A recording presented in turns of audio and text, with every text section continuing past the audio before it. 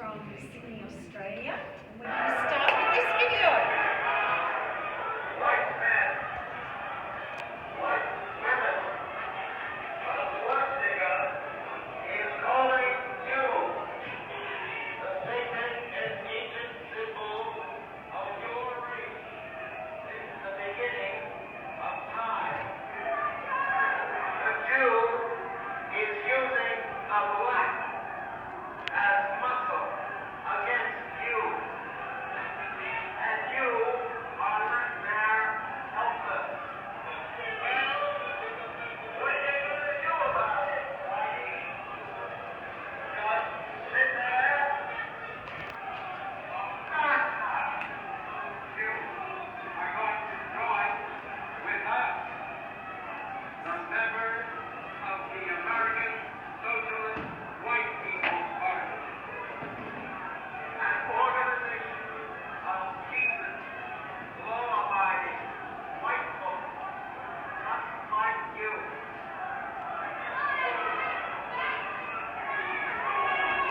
I pledge allegiance to Adolf Hitler. I pledge allegiance to Adolf Hitler. The immortal leader of our race. The immortal leader of our race. To the order for which he stands. And to the order for which he stands. One great cause. One great cause. Sacred and invincible. Sacred and invincible. Hey, what's going on? Those bums won their court case, so they're marching today. What's those? The fucking Nazi party. Illinois Nazis. I hate Illinois Nazis.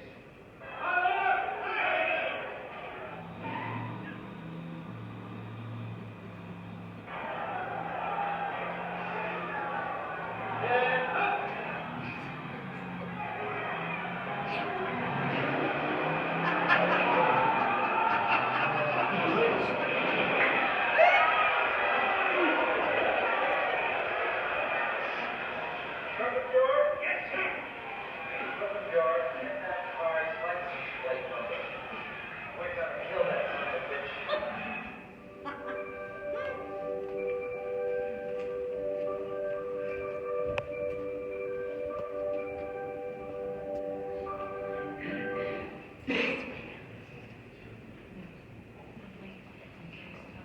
Now I'm going to get all of you to stand up. So we're going to have a little bit of fun. Okay, we're all going to do the Superman pose. Hey, we're all going to feel strong, powerful. Hey? And then we're going to do Astro Boy. Because he's strong too. And then we'll do Wonder Woman. So we're all ready. Okay, sit down.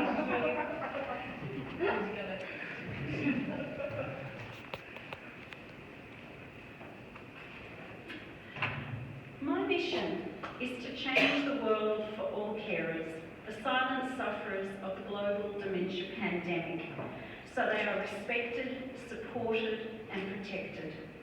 And I'm determined together we change the world and protect all our futures from dementia.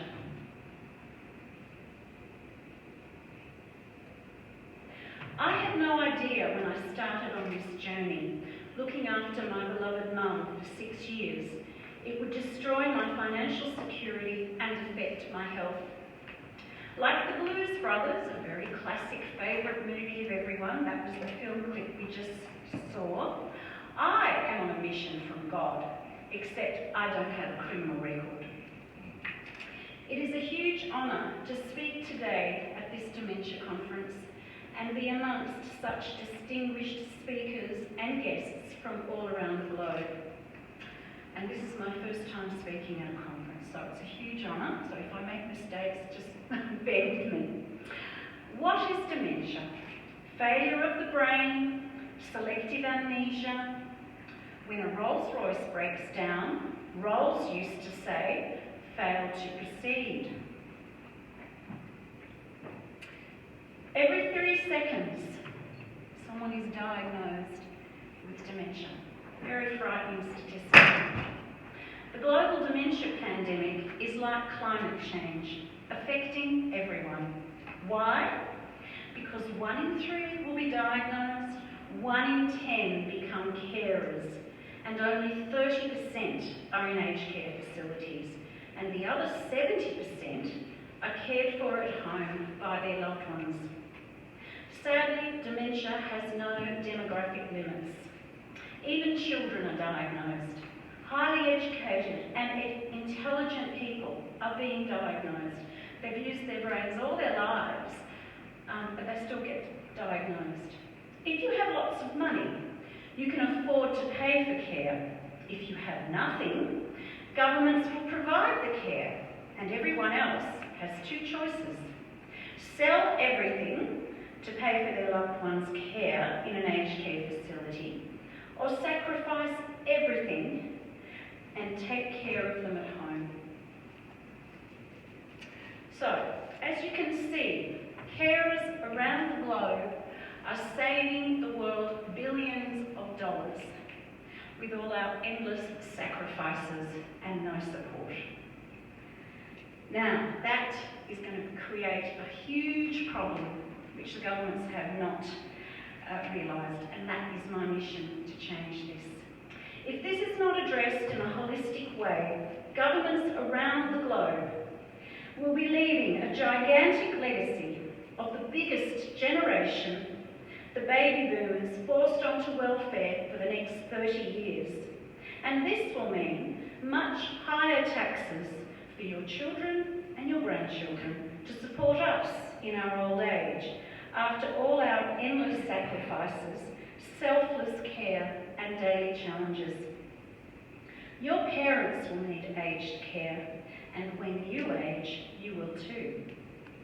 We've had a paradigm shift with an ageing population, and just like Medicare and superannuation was introduced to protect our futures, we now need new strategies to protect our futures.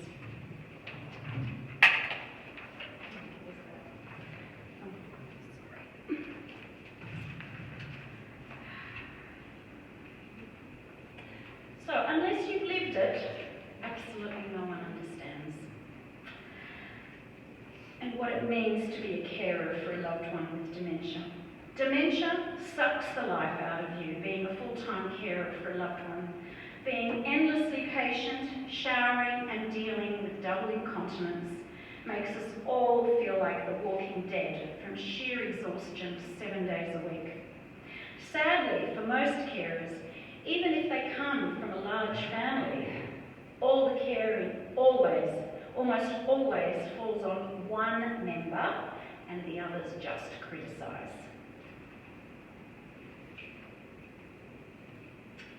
It is absolute hell on earth being a full-time carer for a loved one with dementia at home. 0 tax concessions equals huge, unjust financial worries, endless sleepless nights, which of course is a concern, Professor Lee, but carers don't sleep.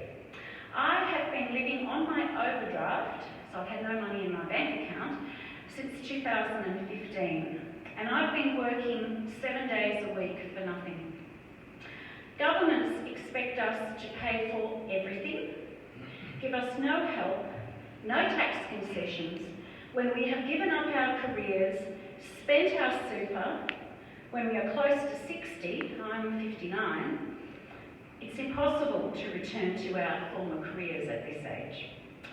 The anguish and despair I read on all the dementia carers Facebook groups I have joined around the world absolutely breaks my heart. I have a global tsunami of support from carers who are too tired to fight this battle. And there's a place in heaven for every carer, as we already know what hell is. So here are some of the responses. Keep going, the world needs you. You are our strongest advocate. People like you are the reason things will change and get better for carers. Thank you so much for being such a determined and outspoken advocate for all carers. I have so much admiration for you. And only another caregiver understands that going to the grocery store is like a mini vacation. You are so tired and it just takes over your whole life. You have no life. What running on empty really means, the resentment, frustration, love, loneliness, anxiety and fear, and how much you feel completely dependent on. You have no life. I haven't got time to go through what it is to be a carer because I've got strategies, but I hope I will have another opportunity in the future to talk about what carers go through. And here are responses on social media. I've written an article on carers tips, which is from the diagnosis to when my mother passed away. Now, it's my experience. I don't have knowledge of everyone's journey. I can only speak of mine. So some have had great difficulties with violence and bad behaviour. I was very fortunate. I didn't have to deal with that, so I can't answer any questions on that. So I've just read your article on carers tips for looking after a loved one with dementia. I really admire the way you managed to keep your mother's and your sense of humour alive during this period. If I can keep even half of your sense of humour going with my interactions with him, both of our lives will be better for it. Just read 2 of your documents. Wow, Deanna, I'm in awe. Thank you so much. I've written about 30 documents which are on my LinkedIn profile.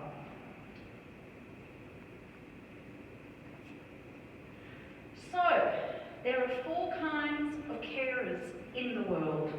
You either have been one, as I have, is one, will be one, or will need one.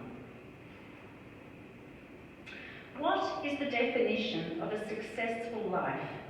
Is knowing another has breathed easier because of you. And I am determined we stop carers suffering, and together we can make this happen. So this is a slide from the International Alliance of Carers Organisations, and this is the most recent one, which is 2015. And here is a snapshot of the value of how many carers. So, my experience is Australia. So we have 2.86 million, so that's 1 in 10. And we are saving the country alone, per annum, each year, $60 billion. And then you've got the USA, down the bottom, 43 million caregivers, and they are saving the country $470 billion.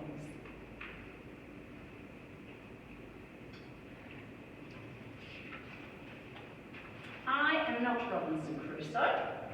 I'm just Hercules, as we discovered yesterday when I pulled the door handle off the door.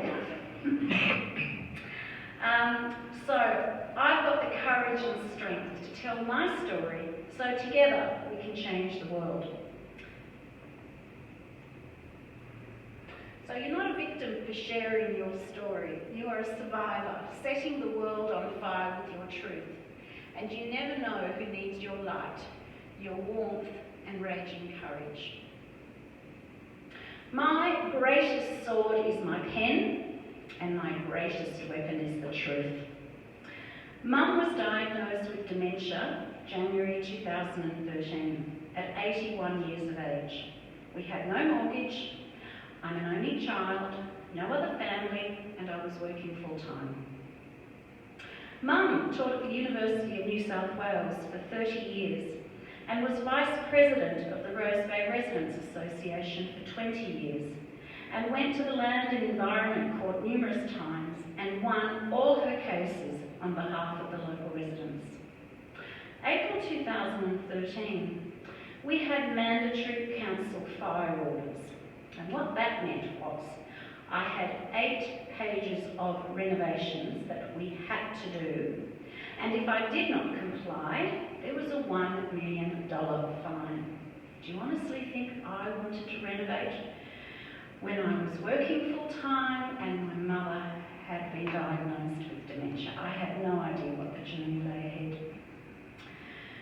So we have a show in Australia called The Block. So I did The Block without the cameras. And I was the architect, and I had cleaned every inch of the property. So I chose everything, and I cleaned everything. I was forced to resign by a horrible boss due to Mum's dementia the Friday before Christmas in 2014. And this was the first time I thought I was going to lose everything. Luckily, by the skin of my teeth, I could access my super because there's a cut-off date in Australia, and I just made it. So I could get I could access my super, and I sold my shares. So we had no income, and I needed that to keep us going so I could pay bills and living expenses. And all I received was $63.50 per week. It's a carer's allowance. So $1 an hour for looking after someone 7 days a week, and $10 per week in continence allowance. However, I spent $300 a week on Mum's pull-ups and on her outings because I couldn't provide entertainment as well as do everything else. So I've had nothing in my bank account since December 14. So I used to wear Hawaiian shirts, that's why I love Hawaiian, every Friday in the corporate world. In fact, I even had a disco ball above my desk, and we used to have Hawaiian Disco Fridays. They all loved it. So I decided to dress Mum up in my outfits every Friday. So here we go.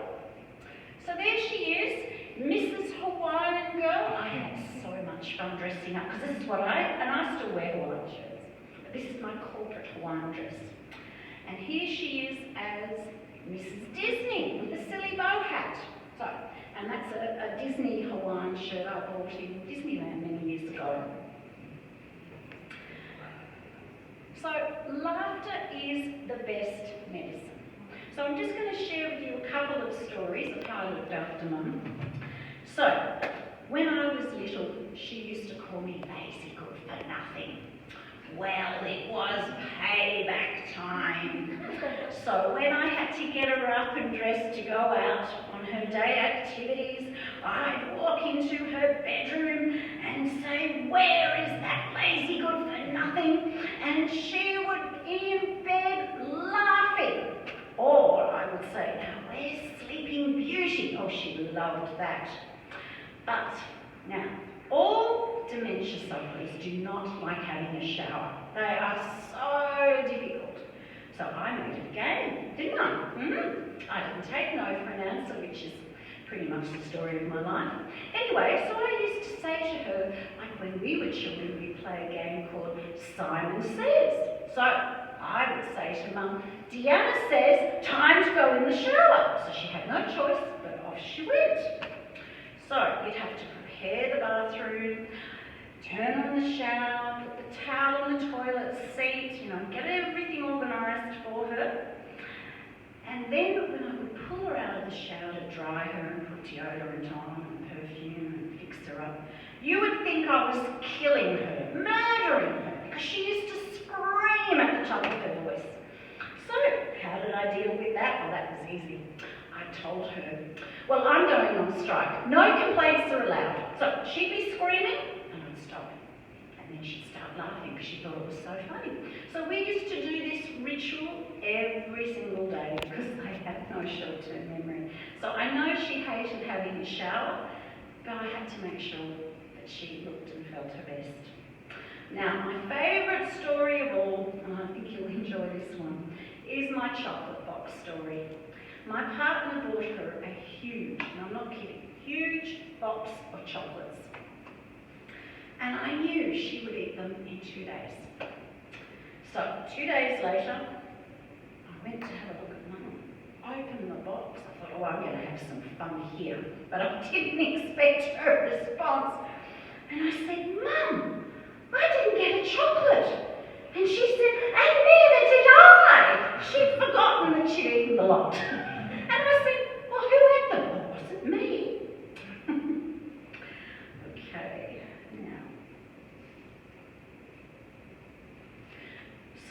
in 2017 October, we were not compliant with the mandatory council fire orders because I had run out of money.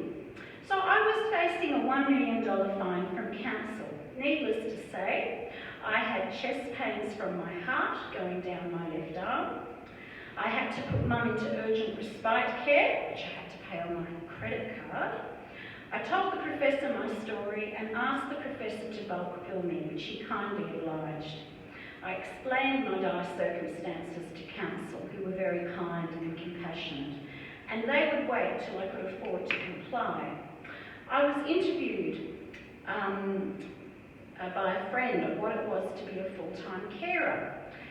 And from this, I decided to set up a petition for a National Carers Card. The other thing that I did for this interview was I wrote 12 pages on carers' needs, and of course, she could only write 700 words. So this was when I started my mission to change things.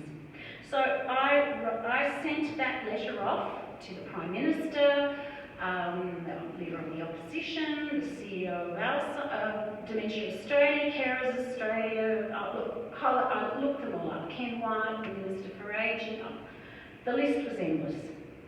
And from that letter, I met with my local MP, who organised a meeting with the Prime Minister's office in April 2018, where I was able to discuss my carer strategies for 2 hours. I also was invited by Dementia Australia to become a dementia advocate, and they've given me many wonderful opportunities. In May 2018, when I had reached breaking point, because I had $72,000 worth of debt on top of my $750,000 mortgage, I wanted to meet with New South Wales Revenue and told them I wasn't going to be paying any more land tax because I was at breaking point. My local MP organised for a tax commissioner to be waiting for me when I went. We are taxed twice, so in New South Wales. So if you have property and you have an income from it, you are taxed not only on the income, but you're taxed on the land value. But what they don't take into consideration are your ability to pay for it. So whilst I had no income from the building, I still had to pay mandatory land tax, which was ridiculous, because I didn't choose to renovate.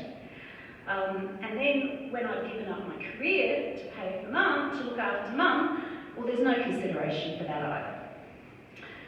So I met with this tax commissioner and I explained how dementia is affecting everyone, like climate change. You know, the two go hand in hand.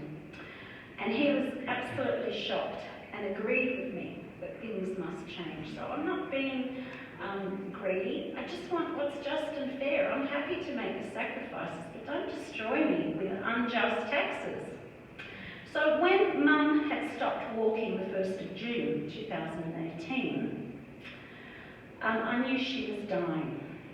And in Australia, we have home care packages, which are provided by the government, where we can access care assistance.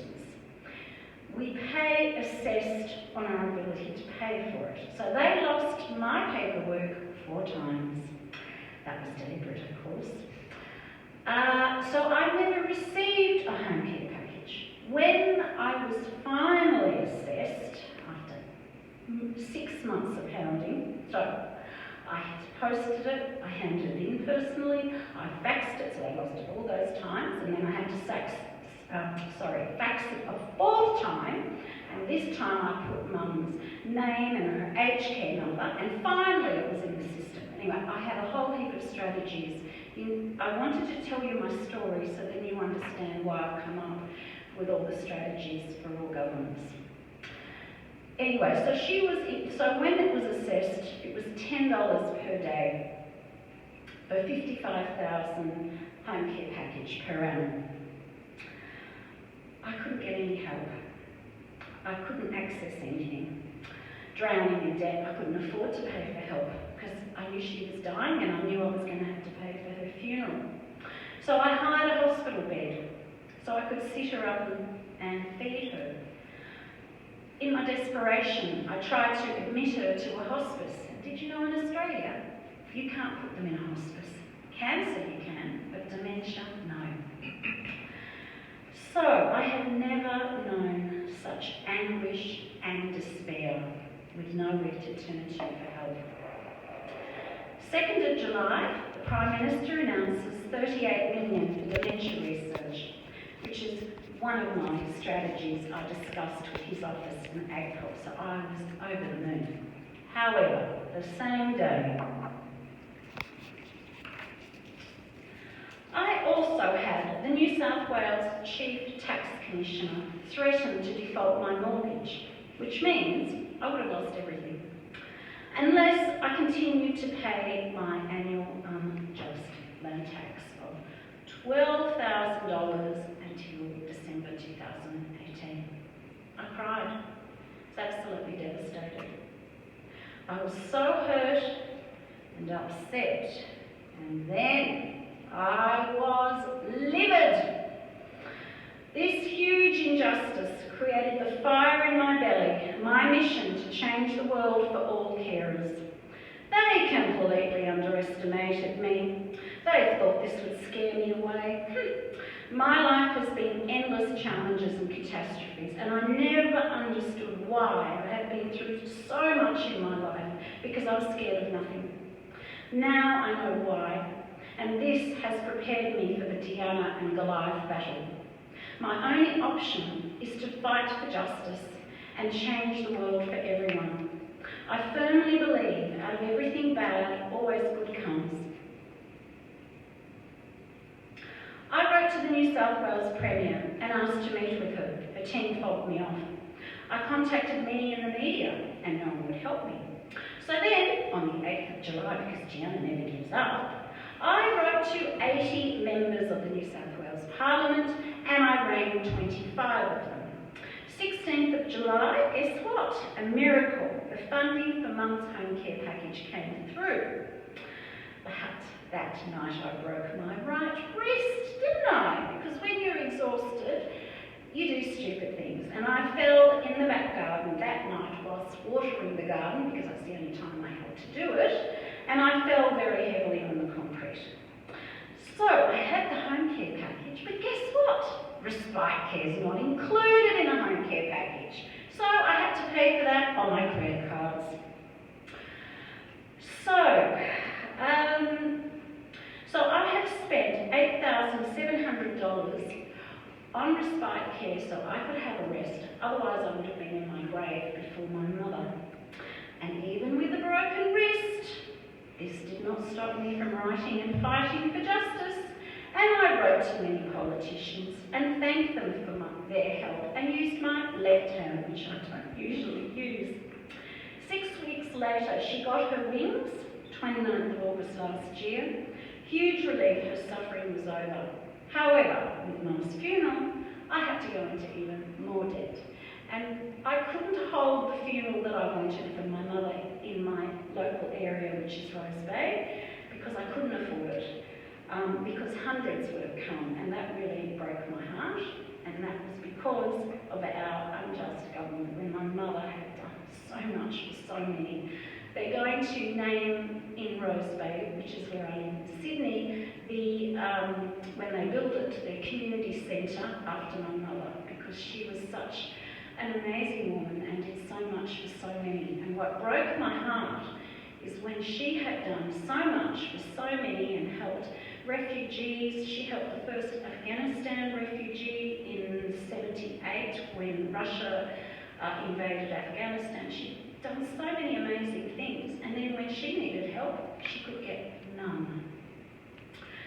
Anyway, New South Wales, then my lovely local member found out about the New South Wales Revenue Hardship Board. But you had to apply for it. And of course I rang. And do you think they would give it to me? No. Did that stop me? Forget it, not a chance.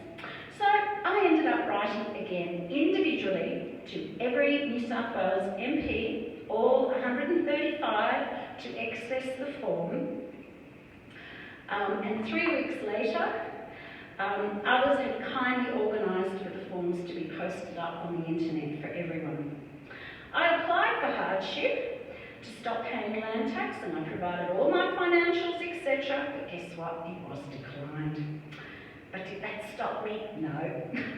I then sent my furious reply back to them and to every New South Wales Member of Parliament. So I'm glad this has all happened to me, because this has made me so determined to change it for everyone. I'm still paying off Mum's funeral costs, respite care, have yet to intern her ashes or organise her headstone. Now get this, if I chose to return to work, I would be taxed 49 cents in the dollar, plus PAYE. So all I would be doing is working to pay tax. If I sell, I will have capital gains tax, and only my one-bedroom unit is exempt. So I have to pay back a huge mortgage, pay capital gains tax, and I end up on a pension. So I've worked out it has cost me about $800,000, giving up my career, spending my super shares, paying for everything. I have paid over $120,000 in unjust land tax, cannot pay my bills, do all the work, have not put in my tax returns for the last 4 years as I cannot pay my accountant. Besides, the tax office owes me money as my bills exceed my income. My car is 20 years old and I call it the Millennium Falcon from Star Wars because it may be old, but it goes like a rocket. I am now fighting my carer's allowance debt of $372 from Centrelink, even though they lost my paperwork 4 times and I never received it. This is irrelevant. So I went to the tribunal and I lost, but I haven't given up fighting because I never do. If this was the private sector, they would not demand payment when it was their fault for losing my paperwork. Things must change. So, 3 times since Mum was diagnosed, I thought we were going to lose everything due to unjust government legislation and policies, not extravagant living. I have fought so hard with endless emails to many MPs and being fobbed off endlessly by the Office of the New South Wales Premier. The Premier's office refuses to meet me. Why? Because they know I'm right. They keep hoping I will give up. Well, that is never going to happen. The bureaucrats are lazy and they do not want things to change because that will mean they have to do some work. That's why I want to change their employment conditions so we attract the best people who take care of all of us and ensure things change so rules and regulations are fair, just and consistent for everyone. I've spoken twice at the Royal Commission for Aged Care and I ensured home care packages and carers are included in the terms of reference after my 2-minute speech on the 27th of September. I've sacrificed my life, my career, my financial security and my health. I did not sacrifice everything, work for nothing, 7 days a week to lose everything. I want my $120,000 back from New South Revenue. It has caused me years of sleepless nights and anguish, particularly after being threatened to lose everything when Mum was dying, unless I continue to pay this unjust tax. I'm not being greedy, and I'm not against taxes, but I am against destroying carers' health and financial security when we are saving the country, the world, annually billions of dollars. This huge injustice must be stopped. How many other carers are in exactly the same position, or worse, have lost everything? So, this is the problem. Now let's have the solutions.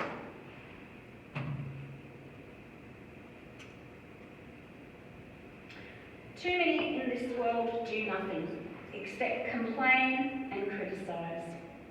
So, I have come up with my strategies. And this is carers' responses from around the world. And what I want every location around the world to do is to create a carer's cheat sheet. Now, this has taken me 6 years to put together. I will be giving you all a copy after my speech, so you don't have to remember things. But I've done one for Australia, and I also sent it to the Royal Australian College of General Practitioners, because I want every GP in Australia to have access to this information, because it is absolutely impossible trying to find what services you need. So, amazing link, some amazing key tips, so helpful. Everything on one PDF. I mean, when I gave it to my GP, his eyes just lit up like Christmas, because this will transform carers, being able to know how to get help and what are the things they need to do.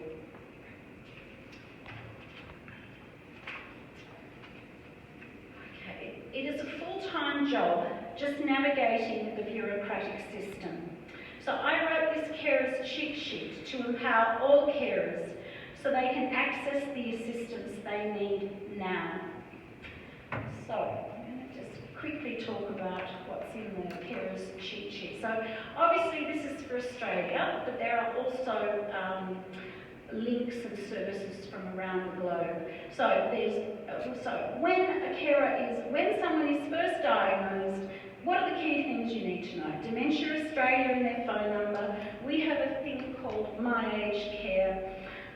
If they are diagnosed with dementia under 65 years of age, they need to go to another thing, which is NDIS. Then there is a website for carers.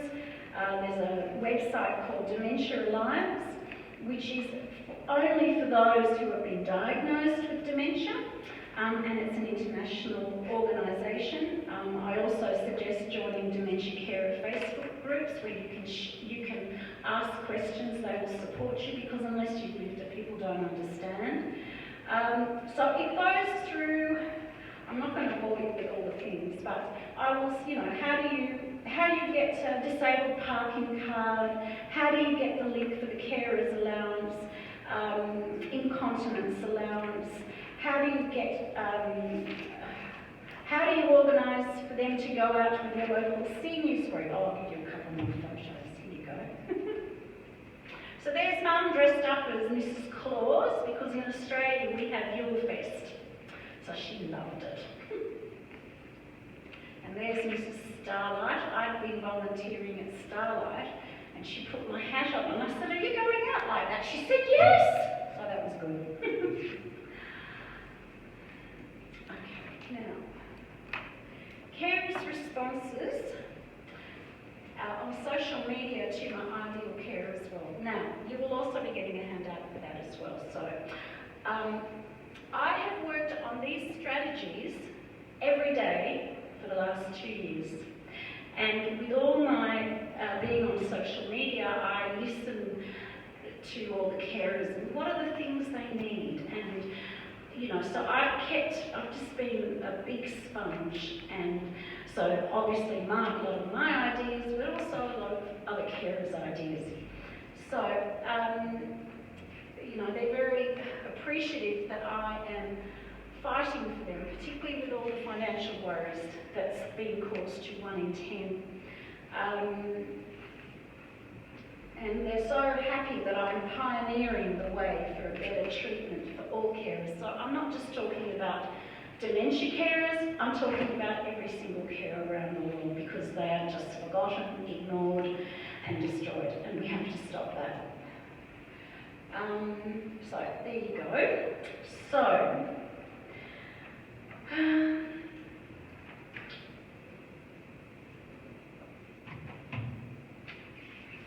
okay, so now I've come up with these strategies that I will just briefly go through it all. So under an ideal care as well, I've come up with policies under government legislation and policies. So all general practitioners are trained on dementia and services. Employment details on forms. When you fill in a form and are you retired, employed, full-time, part-time? Well, they should include full-time carers. Now, in Australia, we need a centralised taxation system. We have an extremely complicated tax act where many companies and individuals federal, state, local, that don't talk to one another, which has created huge, unjust financial burdens for all carers. In Australia, only 10 corporate companies pay 45% of all corporate tax. This was reported in the Guardian newspaper, December 2018. Why is it that Uber earned $400 million profit and only paid $3 million tax? Every transaction a company makes, there should be a small tax to ensure they pay their share of tax. Why is it so many oil and gas resource companies pay no tax nor royalties? They should not be allowed to set up nor continue drilling unless they continue to agree to pay their profits. Yet carers are saving Australia $60 billion for all our endless sacrifices, and we receive zero tax concessions, while so many others get away with paying no tax. I just want what is just, fair and reasonable and consistent for everyone. We need a simplified tax act where many can no longer evade paying tax with so many loopholes.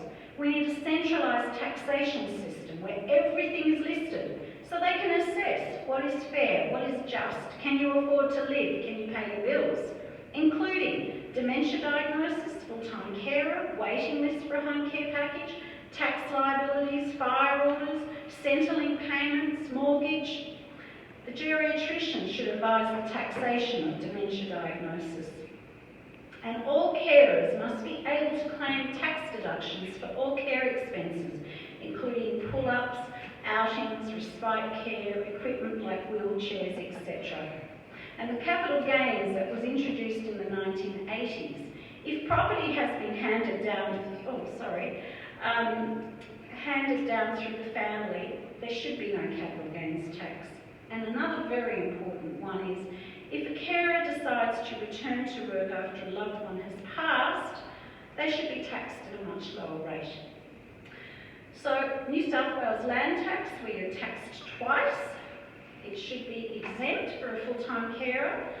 Retirees should be exempt, and if you've had mandatory council fire orders, you should also be exempt. There's no legal protection for carers, so we need consistent, just and fair legislation. So there should be no forced sale of the family home. And when the loved one has passed, and then there's a big legal battle with the other members of the family, the courts should protect the carers. Right now, there's no protection, there's no recognition, there's nothing. So we must protect the carers. Now, full-time public servants must be accountable the world over. I've had to liaise with so many public servants, and I've been so frustrated by their lack of service and care. They should have the same rules as the private sector, so then we will get the best people and they will provide the best service for us. Because right now they're all experts at fobbing us off, and that's got to stop, because our taxes pay for them to look after us, and they don't. They do as little as possible. I'm not saying all of them. There are some that are fantastic and do an amazing job. I also want public servants to do mandatory online dementia training, because there is such ignorance and stigma across the community. Sorry. What number?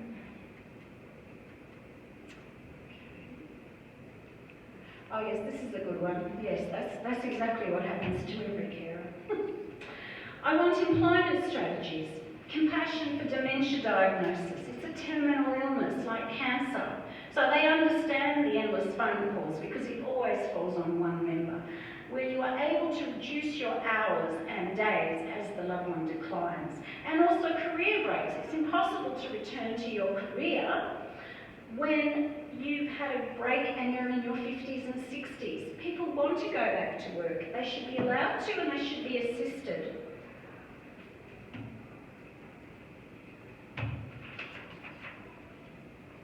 Now, we need TV advertisements like we had with AIDS, which made the community aware of things. And what we also need to do is, can you donate your loved one's brain for research? Now, if I'd known that, I would have done that gladly.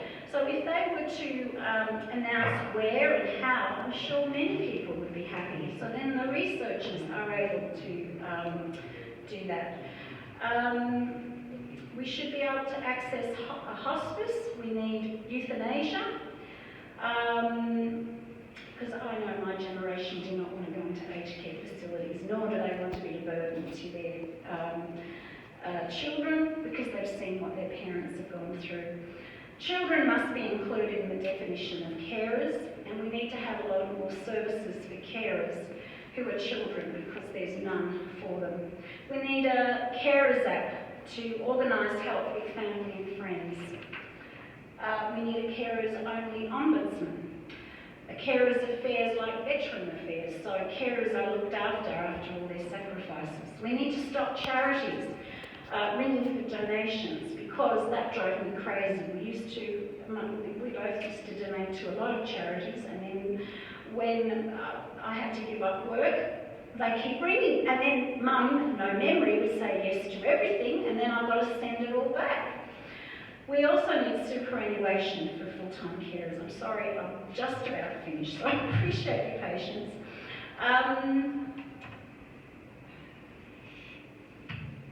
Now, what do carers need? We need a Carers Act and Age Cap that has power and authority. We need a one-stop shop for all dementia and community care. Our ACAT assessments in Australia, you have to be 65 and over. Well, illness, frailty, dementia does not discriminate by age. We need carers to have full-time work rather than casual. We need funding for our local carer support groups. And our carers allowance should be higher, and we should be able to backdate it to when we first gave up work. We need a national carers card, disabled parking cards used by all carers, video training on personal care at carer support groups, a carers hotline, access to rehab for dementia patients, and respite care, because the exhaustion, we are entitled in Australia to 63 days of respite care. But that should be tax deductible and included in all home care packages. Plus we need carers, advocates.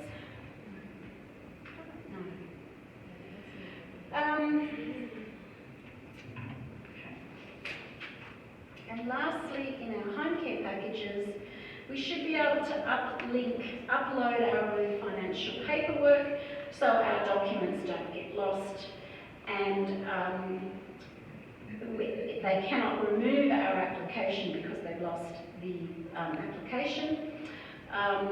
Cost of home care packages need to be affordable and fair.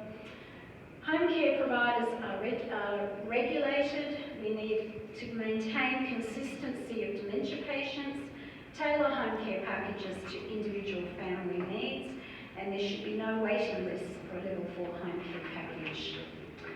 So, my question to all of you is, what are you doing to make this world a better place? If everyone did something, how amazing it would be. Now, this is my last quick story, and this is my beloved mum. I go to the Elvis Festival in Australia. It's the biggest Elvis festival in the world, and Mum always wanted to come. Anyway, this particular day, the community group that came to pick her up to take her out, Mum said to me, "Oh, I don't want to go out, don't feel like I'm tired, whatever." And then the community group rang me and they said, "Oh, Deanna, we've got an Elvis Day today and there's a prize for best dressed." I said, "She'll be ready in 20 minutes. So poor Mum had no choice. I got her all dressed up. Oh, she was so happy. Anyway, I took a photo. This was her favourite photo. And of course she won best dressed and she was very happy. So, I'm not arguing, I'm just explaining why I'm right. And my dream is to speak at the United Nations as a carers advocate. Thank you so much for this wonderful opportunity to speak and for listening. Thank you.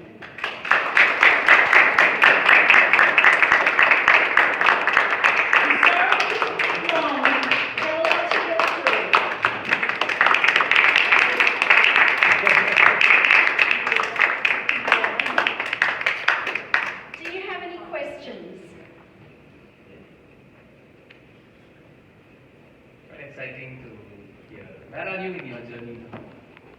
still fighting.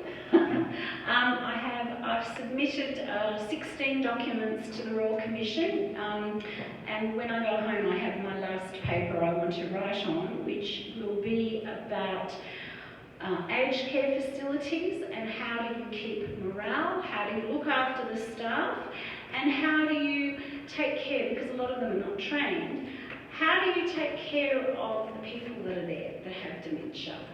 So it'll be just my life experience, and I always believe when I was in the corporate world is a happy team is a productive team. And how do you make sure the staff have fun and look forward to going to work? I think that's really important. And then they stay, and that's my next paper. And what do I want to do after that? Well, I will keep fighting and writing until I can help stop the suffering of so many people, and that's my mission. So I keep connecting with people on social media. I haven't been able to get into the media in Australia, but I will keep hounding them because I just don't go away. Any other questions? No? Okay, thank you very much. I'm sorry it was so long.